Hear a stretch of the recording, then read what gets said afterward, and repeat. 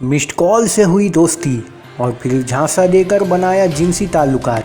Video बनाकर अब आशिक ने की घिनौनी हरकत।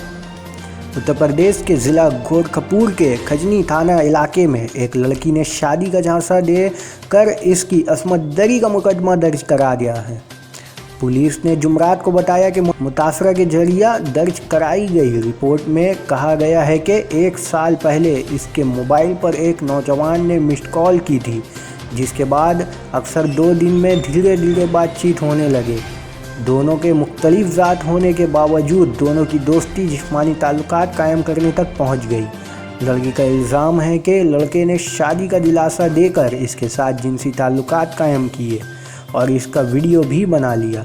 शादी के लिए दबाव डालने के बाद लड़के ने वीडियो वायरल करने की धमकी दी है।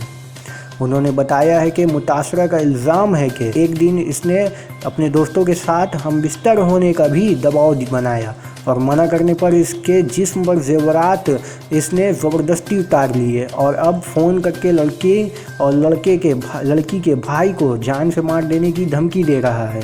पुलिस ने मुतासरा की तहरीर पर मुलजिम के मुख्तलिफ असमत दरी वसूली और धमकी देने का मुकदमा दर्ज कर लिया है। पुलिस को मुलजिम की तलाश है।